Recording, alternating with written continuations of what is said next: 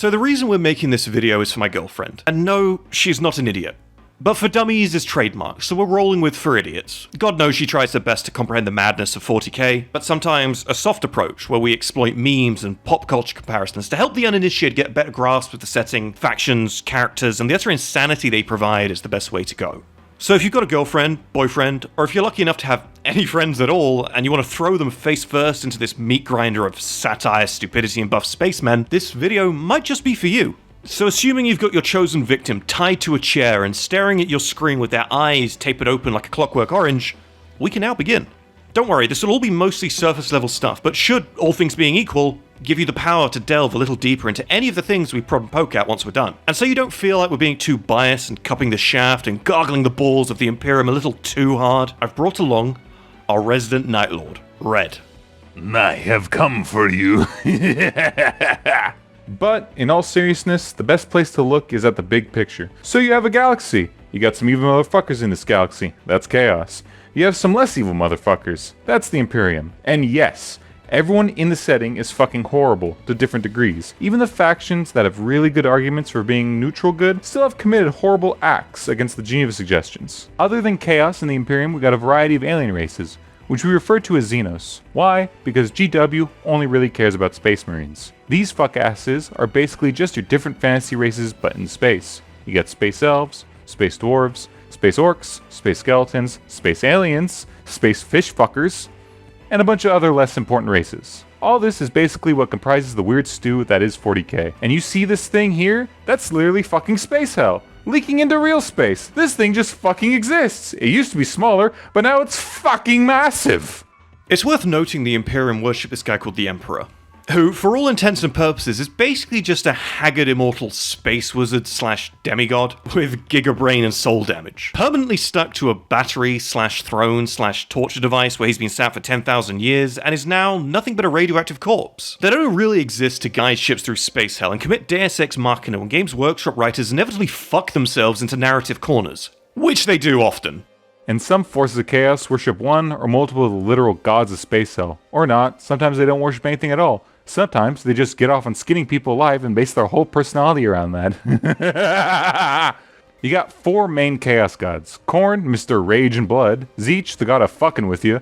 Nurgle, basically omnipotent sentient plague. And Slaanesh, who is literally just Leviathan from Hellraiser. And so, because they're so vital to the reason this goofy hobby exists, we gotta talk about Space Marines. Imagine the Master Chief, or Captain America. Now make that guy in your mind even taller, wider, stronger, and have faster reaction times.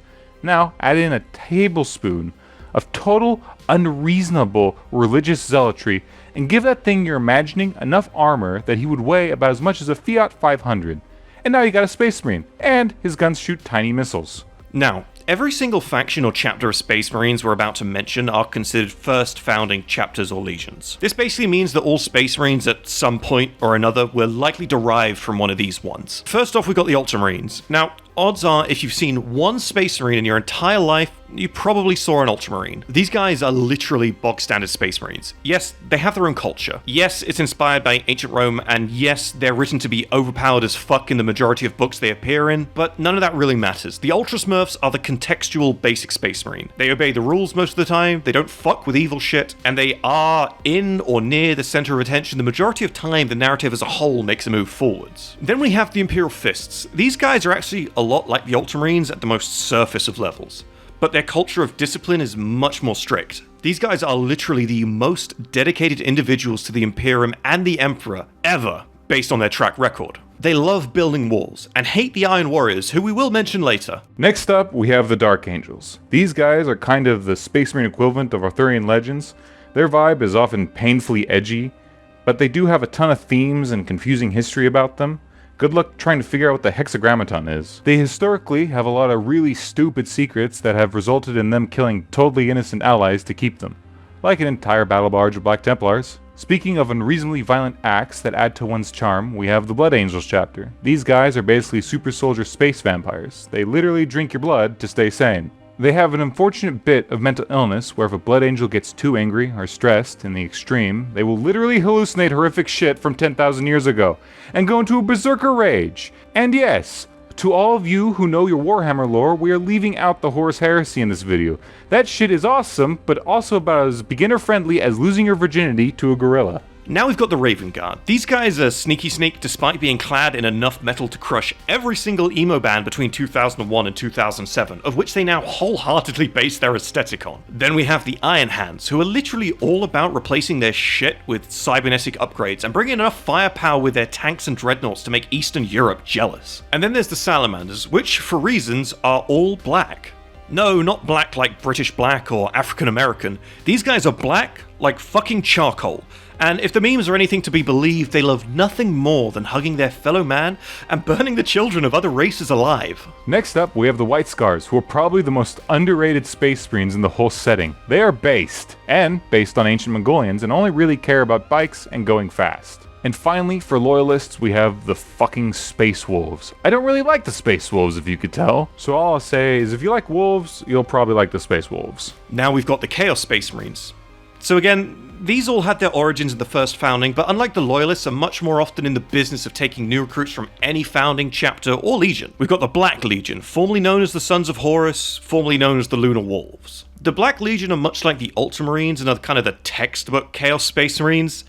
These guys worship Chaos in all its forms, and are the most numerous of all Chaos warbands by a large margin. And then we have the Iron Warriors, that we mentioned before when talking about the Imperial Fists. These guys, in my opinion, are underrated as fuck, and I am biased. They are all about siege warfare and getting the job done, no matter what. These guys also kind of worship Chaos in all its forms, while simultaneously not really caring about Chaos at all. They're weird. Honsu did nothing wrong. Now it's Night Lord time.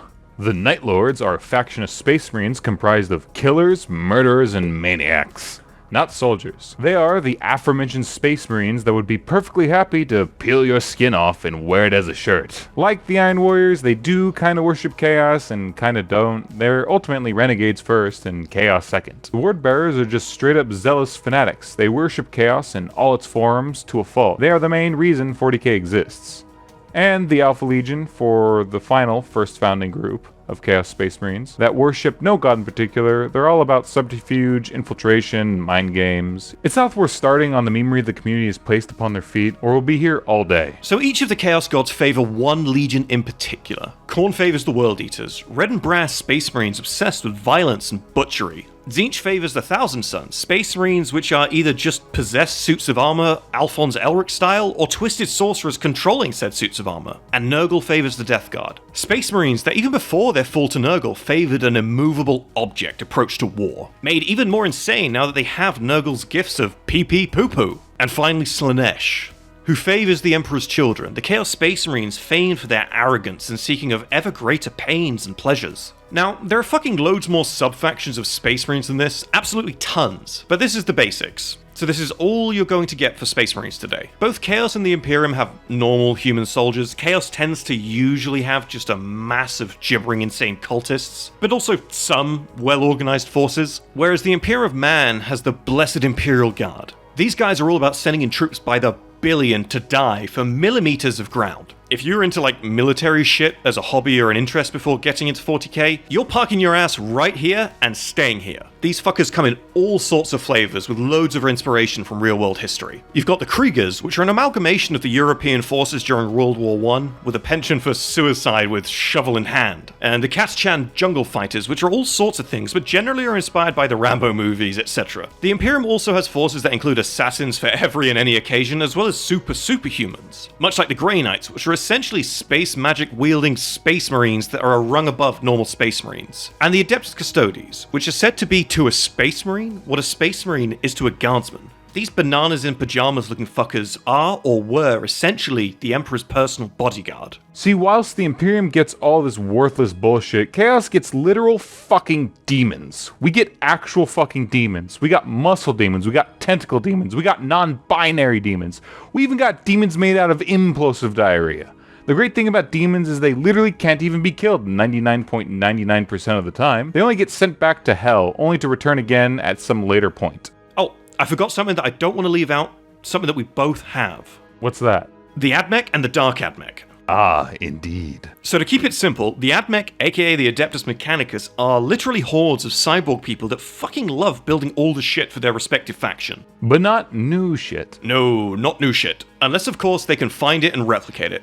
You see, to understand the Admech, we have to mention a little something called the Dark Age of Technology. Now, to make a long story very short, during this period of time, which predated 40k, hell, it predated 30k, shit took place like 20,000 years ago at this point.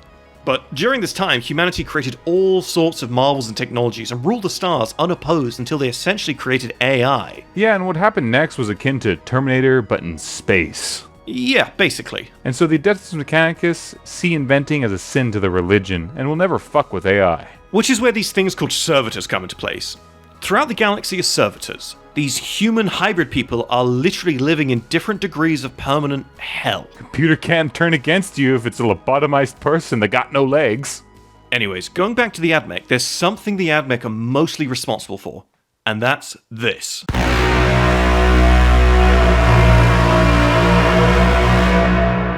This is the sound of a Titan, or a god engine from a Titan Legio. These inordinately large killing machines are pretty fucking rare in 40k, but every single one of them is worth billions of lives because of the sheer destruction they can bring to a battlefield. Fun fact, the initial objective of the 2010 Space Marine game was to seek out and secure Warlord-class Titans so some Orks couldn't steal it for themselves. There's also Night Houses, which are organizations of other really big mechs, though not anywhere near as massive as Titans. They're a generally smaller class of death machine. Though, another fun fact, the majority of Night Houses are people who literally talk and behave like medieval roundtable knights.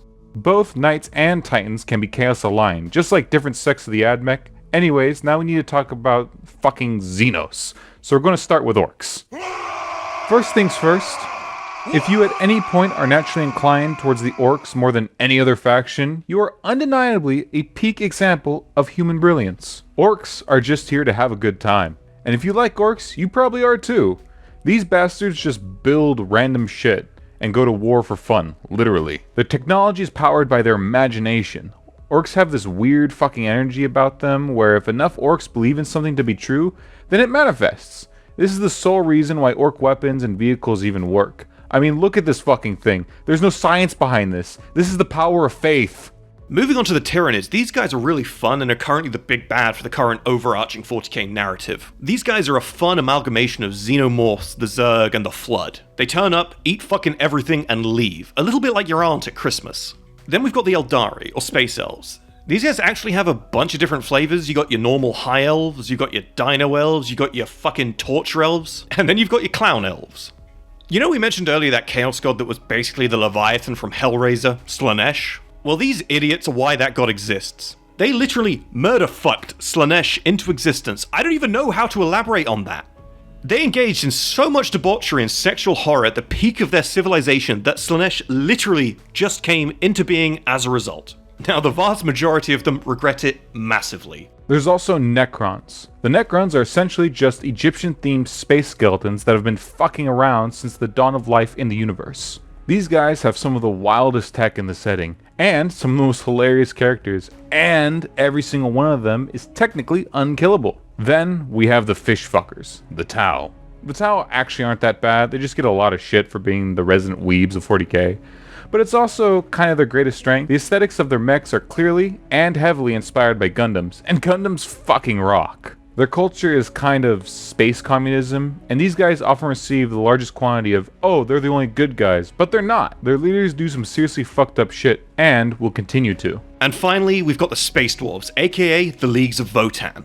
The kin of the Votann are the newest addition to the universe. They've been hiding in the galactic core this whole time. Long story short, the Votann have a society that is a very weird blending of pure capitalistic dominance, paired with a degree of socialistic collaboration. In other words, they will always stick up for each other and treat each other with love and respect, no matter what. But nothing, and I mean nothing, is more important to them than profit. They've got two quotes I want to share. The ancestors are watching, which exemplifies the notion of doing right by each other, and luck has, needs keep, and toil earns. Which is another way of saying, if I fucking kill you and take your shit, you simply didn't fucking care enough to hold on to it. Right, that's all the important factions. Now, let's talk about the Horus Heresy. I thought we weren't going to talk about the Horus Heresy. Not in any great detail, we just need to explain how we got here. Fair enough. So basically, all those Space Marine factions from before Well, they had a massive civil war about 10,000 years ago, and that's what essentially put the Emperor in his torture chair. And during that time existed 20 demigod Primarchs, the sons of the Emperor. Each one of them the ultimate general of their respective Space Marine Legion. When we do the Horus Heresy for idiots, we'll cover them.